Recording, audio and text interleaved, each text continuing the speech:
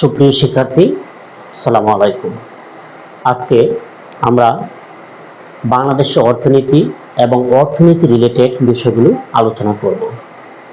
তোমরা জানো যে প্রতি বছর যে চাকরি পরীক্ষাগুলো হয়ে থাকে, এই পরীক্ষাগুলোতে অর্থনীতি চ্যাপ্টার থেকে 2 থেকে 3টা প্রশ্ন থাকে।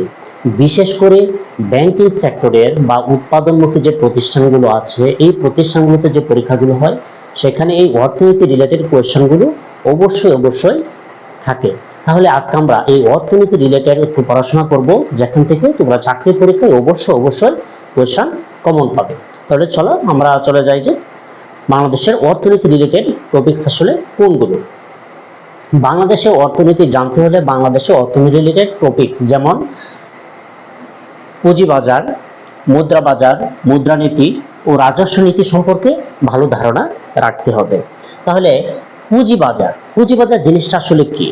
পুঁজিবাজার বা ক্যাপিটাল মার্কেট হলো যে স্থানে একটি দেশের পাবলিক লিমিটেড কোম্পানিগুলোর ফিনান্সিয়াল অ্যাসেট, দীর্ঘমেয়াদী ফিনান্সিয়াল অ্যাসেট যেমন শেয়ার, বন্ড, ডিভিডেন্ড বা শেয়ার, ঋণপত্র, বন্ধকি ঋণ ইত্যাদি বিষয়গুলো যখন যে জায়গায় বিক্রি করা হয়, সেটাকে মূলত বলা হয় পুঁজিবাজার।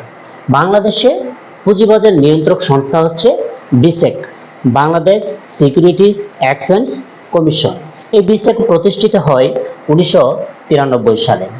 আর এই ক্যাপিটাল মার্কেট নিয়ন্ত্রণ করার জন্য দুটো মার্কেট রয়েছে, ডিএসই এবং সিএসই। এই ডিএসই ঢাকা স্টক এক্সচেঞ্জ, যেটা প্রতিষ্ঠিত হয় 1954 সালে, এবং সিএসই চট্টগ্রাম স্টক এক্সচেঞ্জ, যেটা প্রতিষ্ঠিত হয় 1995 সালে। এই দুইটি প্রতিষ্ঠানেই বিসেক, বাংলাদেশ সিকিউরিটিজ অ্যান্ড এক্সচেঞ্জ কমিশনের আন্ডারে নিয়ন্ত্রিত হয়ে থাকে। আমাদের যে দেশে যে পাবলিক লিমিটেড কোম্পানিগুলো রয়েছে, সবগুলোই হচ্ছে এই বিসেকের তালিকাভুক্ত। ওকে, 2 নম্বর রয়েছে মুদ্রা বাজার বা মানি মার্কেটটা আসলে কি? যে কিছুক্ষণ আগে বললাম যে পাবলিক লিমিটেড কোম্পানির দীর্ঘমেয়াদী যে ফিনান্সিয়াল অ্যাসেট গুলো আছে, সেগুলো বিক্রি করা হয় কে? ক্যাপিটাল মার্কেটে। এদের আবার কিছু স্বল্প মেয়াদী ফিনান্সিয়াল অ্যাসেট রয়েছে। এই স্বল্প মেয়াদী ফিনান্সিয়াল অ্যাসেট গুলো বিক্রয় করা হয় মূলত এই মুদ্রা বাজারে। আর এই মুদ্রা বাজারে কি কি বিক্রয় করা হয়? তাহলে শর্ট টার্ম ফিনান্সিয়াল অ্যাসেট যেগুলো রয়েছে, সেগুলো হচ্ছে বিল of exchange, treasury bill, commercial paper. এই শর্ট টার্ম ফিনান্সিয়াল অ্যাসেট গুলো বিক্রয় করা হয় মুদ্রা বাজারে। আর মুদ্রা বাজারটা মূলত নিয়ন্ত্রক হচ্ছে কি? বাংলাদেশ ব্যাংক মুদ্রা বাজারটা নিয়ন্ত্রণ করে থাকে। এখন আসবো আমরা হচ্ছে মুদ্রানীতি বা মনিটারি পলিসি। একটি দেশের অর্থনীতি টিকিয়ে রাখতে হলে দেশের সরকার এবং একটি দেশের কেন্দ্রীয় ব্যাংকে প্রতি বছর তাদের মুদ্রানীতি তৈরি করতে হয়। মুদ্রানীতিটা কি? মুদ্রানীতিটা হচ্ছে একটি দেশে কি পরিমাণ অর্থ সরবরাহ হবে এবং কি পরিমাণ অর্থ বাজারে ছাড়া হবে, এটাই নিয়ন্ত্রণ করার যে কাজটা, সেটাই হচ্ছে মুদ্রানীতি। আর মুদ্রানীতিটি করে থাকে হচ্ছে একটি দেশের কেন্দ্রীয় ব্যাংক। বাংলাদেশের পার্সপেক্টিভে বলা যায় বাংলাদেশের মুদ্রানীতি তৈরি করে থাকে আমাদের সেন্ট্রাল ব্যাংক, বাংলাদেশ ব্যাংক প্রতি বছর একবার করে মুদ্রানীতি প্রণয়ন করে থাকে।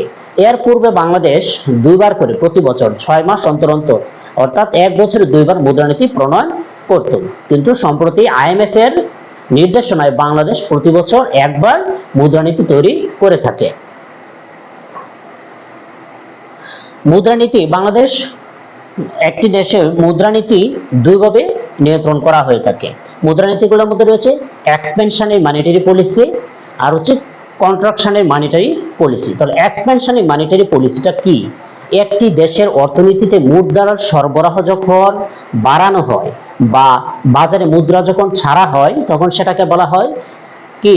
এক্সপেনশনারি মনিটারি পলিসি। এটা নেওয়া হয় কেন? To increase money supply in the market, অর্থাৎ বাজারে অর্থ সরবরাহ বৃদ্ধি করার জন্য আমরা এক্সপেনশনারি মনিটারি পলিসিটি গ্রহণ করে থাকি। আবার যখন বাজারে মুদ্রার চাহিদা কমিয়ে নেওয়ার জন্য নীতি অনুসরণ করে, তখন সেটাকে বলা হয় contractionary monetary policy. Contractionary monetary পলিসিটা কি? To decrease money supply in the market, অর্থাৎ বাজারে অর্থ সরবরাহ হ্রাস করার জন্য যে মুদ্রানীতি গ্রহণ করি, সেটাই হচ্ছে কি আমাদের কন্ট্রাকশনের মনিটারি পলিসি। এটা আসলে মুদ্রার মান নিয়ন্ত্রণ করার জন্য এই নীতিগুলো অনুসরণ করা হয়ে থাকে। সাপোজ কোনো এক সময় যদি বাজারে মুদ্রাস্ফীতি বেড়ে যায়, তখন সরকার কন্ট্রাকশনের মনিটারি পলিসি অনুসরণ করতে চেষ্টা করে। 4 নম্বর হচ্ছে রাজস্ব নীতি বা ফিসকাল পলিসি।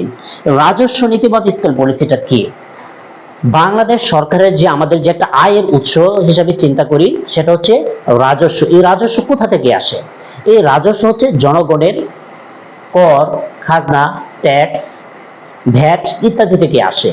এই যে কর, খাজনা, ট্যাক্স আসে, এটা কিভাবে আসে? এটা প্রত্যেক বছরই সরকার কর নীতি অনুসরণ করা হয়, আর এই কর নীতি তৈরি করে থাকে বাংলাদেশ সরকারের অর্থ মন্ত্রণালয়। অর্থ মন্ত্রণালয় কিভাবে করে? এটা করে থাকে হচ্ছে এই ফিসকাল পলিসির মাধ্যমে। এই ফিসকাল পলিসি প্রতি বছর চেঞ্জ হতে পারে বা কখনো স্টেবলও থাকতে পারে। সরকার যদি চিন্তা করে যে এবছর ইনকাম ট্যাক্স বাড়িয়ে দেব, ভ্যাটের হার বাড়িয়ে দেব, ঠিক আছে, বা এক্সাইজ ডিউটি বা ইম্পোর্ট ডিউটি বাড়িয়ে দিব, তখন সরকার নতুন করে প্রত্যেক বছরেই এই ফিসকাল পলিসি নিয়ে আসে। এই ফিসকাল পলিসির মাধ্যমেই সরকার হচ্ছে কি প্রত্যেক বছরে যে আমাদের যে ইনকাম ট্যাক্স একটা রেট দেওয়া থাকে সেটা বৃদ্ধি পায়, কখনো কমে যায়। সেই কারণে সরকার প্রতি বছরেই ফিসকাল পলিসি গ্রহণ করে থাকে। এই ফিসকাল পলিসির মূল উদ্দেশ্যই হচ্ছে সরকারের রাজস্ব বৃদ্ধি করা, আর এই ফিসকাল পলিসিটা গ্রহণ করে থাকে বাংলাদেশ সরকারের অর্থ মন্ত্রণালয়, এবং এটার দায়িত্বে রয়েছে NBR, national board of revenue, এই করগুলো সংগ্রহ করে থাকে। আর এই যে মুদ্রানীতিটা করে থাকে হচ্ছে বাংলাদেশ ব্যাংক। তাহলে আজকে যে আমরা আলোচনা করলাম পুঁজিবাজার, মুদ্রা বাজার, মুদ্রানীতি ও রাজস্ব নীতি, এখান থেকে প্রত্যেক বছর কোয়েশ্চন থাকবে। এখন সাপোজ আমরা এই যে এতক্ষণ আলোচনা করলাম, এখান থেকে কোয়েশ্চন থাকতে পারে যে বিসিএ কবে প্রতিষ্ঠিত হয়েছে, ডিএসসি কবে প্রতিষ্ঠিত হয়েছে, সিএসসি কবে প্রতিষ্ঠিত হয়েছে, বা বাংলাদেশের ক্যাপিটাল মার্কেট নিয়ন্ত্রণ করে কোন সংস্থা, বা মুদ্রা বাজার নিয়ন্ত্রণ করে কোন সংস্থা, বা মুদ্রা বাজারে কোন কোন আইটেমগুলো বিক্রি হয়, বা পুঁজি বাজারে কোন কোন আইটেমগুলো বিক্রি হয়ে থাকে। আবার এখান থেকে কোয়েশ্চেন হতে পারে যে মুদ্রানীতি কে প্রণয়ন করে থাকে, বা মুদ্রানীতি কয় ধরনের হয়ে থাকে, মুদ্রানীতি বাংলাদেশের কয়টা প্রতিষ্ঠান আছে যে মুদ্রানীতি প্রণয়ন করে থাকে। এখানে স্পষ্টত আমরা বলে দিয়েছি বাংলাদেশ ব্যাংক কেবলই কি মুদ্রানীতি প্রণয়ন করতে পারে, এবং এখানে নির্দেশনা হিসেবে দেয় আইএমএফ এর কিছু নির্দেশনা থাকে, সেই আইএমএফ এর নির্দেশনা অনুযায়ী বাংলাদেশ ব্যাংক মুদ্রানীতি প্রণয়ন করে থাকে। আবার রাজস্ব নীতির কথা বললাম, রাজস্ব নীতি থেকে কোয়েশ্চেন আসতে পারে যে রাজস্ব নীতিতে সরকার কি কি পরিবর্তন আনে, বা কি কি রেজুলেশন বা কি কি আইন করে থাকে। রাজস্ব নীতিতে সরকার ট্যাক্স, ভ্যাট, ডিউটির মধ্যে বিভিন্ন ধরনের ডিউটি থাকে, ইম্পোর্ট ডিউটি, এক্সপোর্ট ডিউটি, অনেক ধরনের ডিউটি থাকতে পারে। এগুলো করে থাকে বাংলাদেশ সরকারের ফিনান্স মিনিস্ট্রি। আর এইগুলো সংগ্রহের দায়িত্ব পালন করে হচ্ছে এই যে এইগুলো সংগ্রহের দায়িত্ব পালন করে থাকে হচ্ছে কি NBR, national board of revenue, national board of revenue. তাহলে আজকের এই ছোট্ট ক্লাস থেকে আশা করি তোমরা যে কোনো চাকরির পরীক্ষায় 2 থেকে 3টি প্রশ্ন কমন পাবে। মনোযোগ দিয়ে ক্লাসটি অনুসরণ করো এবং দেখো, ইনশাল্লাহ এখান থেকে কমন পাবে। ধন্যবাদ। এবং পরবর্তী ক্লাসে আমরা আলোচনা করব হচ্ছে বাংলাদেশের মুদ্রা ব্যবস্থার যে পার্টগুলো রয়েছে, যেমন মূল্যস্ফীতি, মুদ্রার সংকুচন, মুদ্রার অবমূল্যায়ন এবং ইম্পোর্ট এক্সপোর্ট ডিউটি ইত্যাদি বিষয় নিয়ে আগামী ক্লাসে আলোচনা করব। ধন্যবাদ সবাইকে।